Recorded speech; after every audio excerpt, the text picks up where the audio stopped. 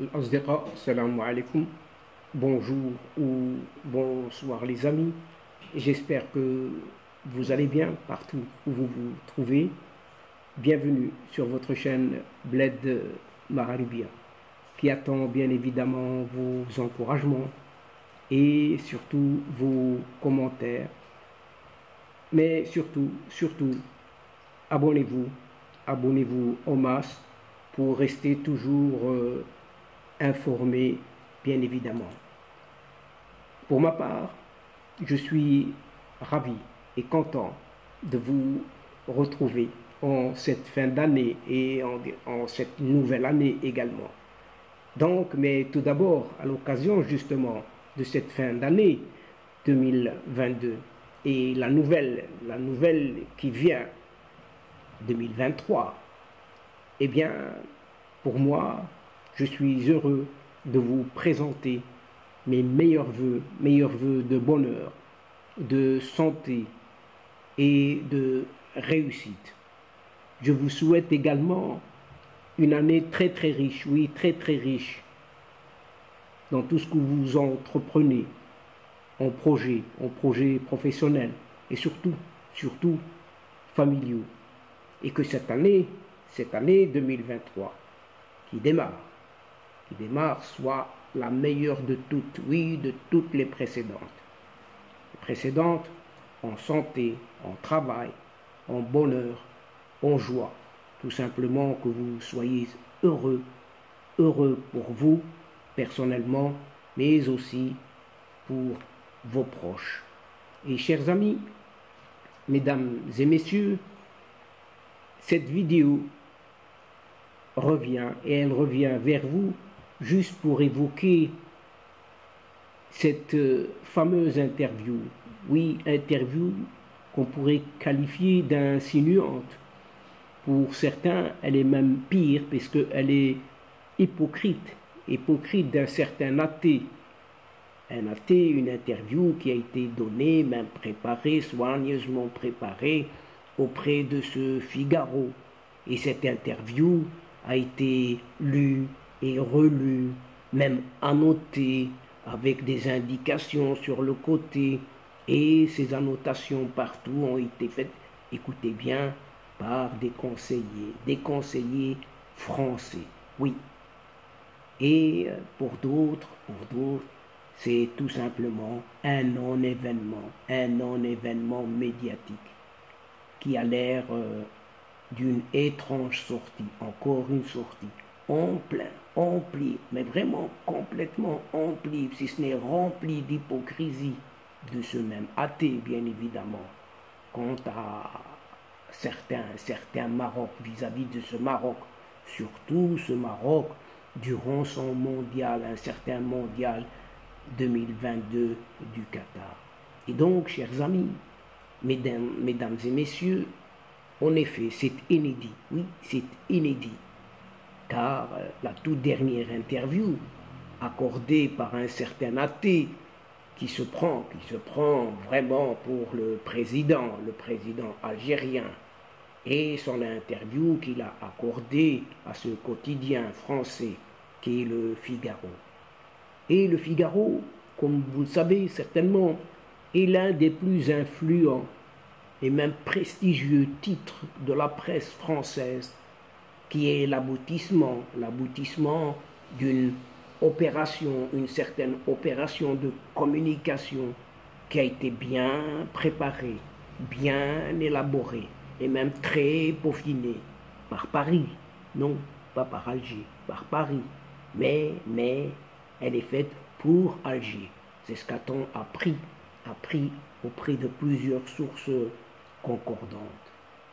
Bien avant sa publication, oui, bien avant sa publication, eh bien cette interview, conversation, disons-le comme ça, a été préparée, repréparée, lue et relue, annotée et réannotée par un certain nombre de conseillers diplomatiques du Quai d'Orsay à Paris et non pas à Alger.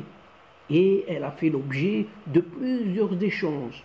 Vous savez entre qui? Eh bien entre la DGSE, ce fameux service département des renseignements français.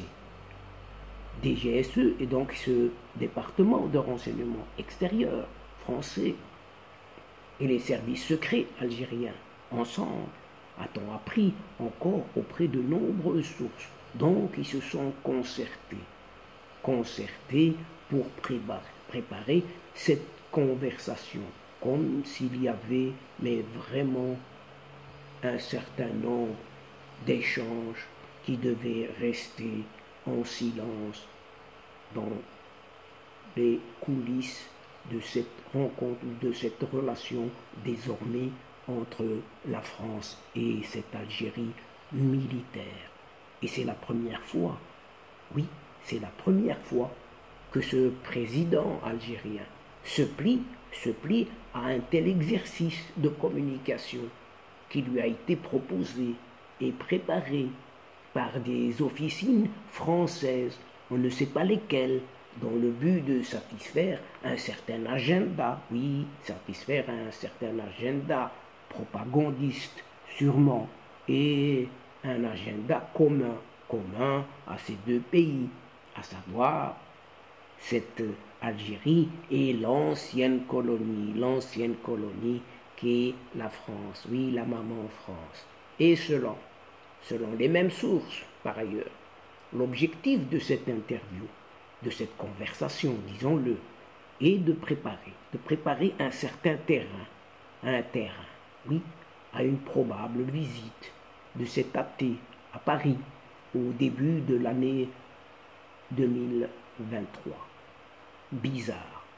Ce président français Emmanuel Macron qui est attendu au Maroc pour une visite au début de l'année 2023, alors que cet athée est attendu fort probablement durant la même période, à savoir début de l'année 2023.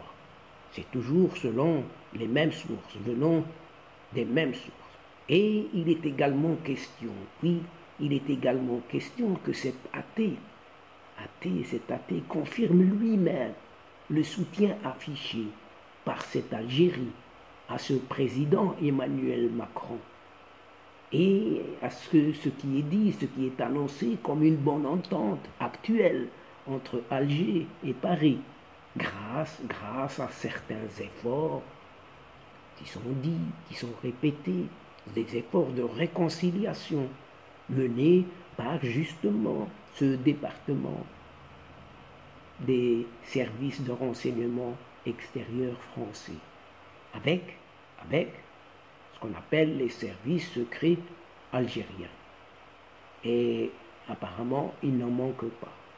Et en ce qui concerne cette interview, justement, cette conversation, eh bien, cette conversation a permis aussi à celui qui se considère comme le président algérien d'affirmer qu'il prend ses distances, écoutez bien, qu'il prend ses distances avec une certaine Russie, cette Russie de Vladimir Poutine, en dénonçant pour la première fois, oui, pour la première fois, la présence des troupes de Wagner. Ah, tiens, des troupes de Wagner au Sahel. Ah, donc ça existe. Donc ils passent par le territoire algérien. Des troupes de Wagner au Sahel, notamment passant par l'Algérie pour arriver vers un certain Mali, le Mali voisin, dans le nord du Mali. Et l'opération Figaro, cette opération Figaro, entre parenthèses, ou entre guillemets, signe ainsi ce qu'on appelle le grand retour du lobby français en cette Algérie et la convergence d'intérêts entre l'Élysée et l'actuel régime algérien. Oui, il y a quelque chose comme un vent qui souffle entre ces deux régimes. Oui, celui au nord et celui au sud, au nord de la Méditerranée et au sud de celle-ci. L'un français et l'autre algérien. Et les questions de cette conversation, de cette interview, étaient bien préparées à l'avance. Les réponses aussi, bien entendu, et les réponses aussi. qui ont été étudiés à la suite d'un consensus établi entre Al-Mouradia et des conseillers diplomatiques de cet Élysée, chapeauté par le Quai d'Orsay, ce ministère des Affaires étrangères français. Donc, ce n'est pas là, quelque part, de l'hypocrisie. Oui, de l'hypocrisie. Une interview, une conversation très insinuante, oui, très insinuante. Et le choix du Figaro, le choix même du quotidien Le Figaro, n'est pas fortuit non plus, car il s'agit de l'un des médias les plus fidèles à la Macronie en France. Oui, il y tient, comme il y a des médias qui sont fidèles au régime militaire, eh bien le Figaro, c'est aussi un fidèle qui est à la botte de cette Macronite.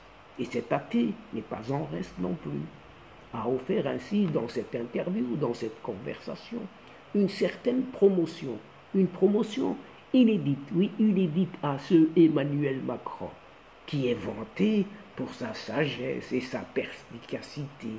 Tiens, des amis, c'est devenu des amis. Un athée avec un Macron. Oui, un Macron. Athée avec Macron. C'est comme cela qu'on se fait des amis. Et ce pseudo-président algérien a exprimé amplement son adhésion à la vision française, surtout dans le Sahel, oui, dans le Sahel, que la France a quitté subitement, axé sur la lutte contre un certain terrorisme. Oui, comme si l'Algérie ne soutenait pas ce terrorisme sur son propre terrain. Oui, avec des milliards, oui, des milliards gazeux, Donc cette Algérie qui soutient ce terrorisme, elle est apparemment hostile aux interventions étrangères. Comme ce n'est pas celle de la France, non, cette fois-ci c'est de la Russie, alors qu'elle a des troupes de Wagner sur son terrain. Oui, et qu'elle laisse passer comme si de rien n'était. Revenons-en, chers amis, à cette interview, cette conversation, pour ne pas dire, c'est une conversation qui a été bien préparée. Et cette interview est un tournant. Il paraît que c'est un tournant, oui, majeur, pour cet athée, évidemment pour cet athée. Et son régime, le régime algérien. Tous les deux se retrouvent plus que jamais choyés, et activement soutenus, comme par hasard, par Paris, dans l'optique d'un nouveau déploiement, pour ne pas dire redéploiement, de la présence française au Maghreb, en Méditerranée, en Afrique du Nord, mais surtout quelque part en bas, au sud de cette Algérie, à savoir au Sahel. Oui, au Sahel. Et dans cette sortie médiatique, même les Algériens de tous bords ne sont pas dupes, et ils sont surpris, oui, très surpris, par ce double langage. Oui, c'est pour ne pas dire multiple langage. Et surtout, cette hypocrisie insinuante, tout en douceur, de leur soi-disant président.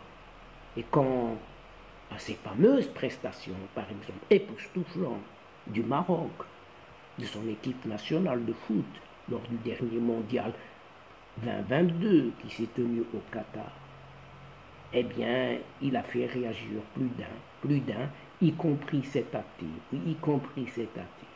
Et le dernier en date à avoir commenté au Figaro, oui, cette interview bien préparée, le parcours marocain en Coupe du Monde, n'est autre que celui qui se considère toujours président algérien et qui n'est autre que cet athée, bien évidemment.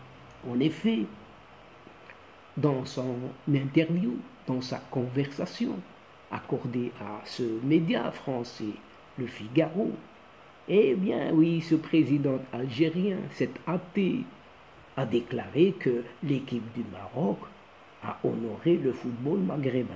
Tiens, enfin, dirait-on, enfin. Et le tournoi du mondial est déjà terminé. Il fait partie de l'histoire ancienne.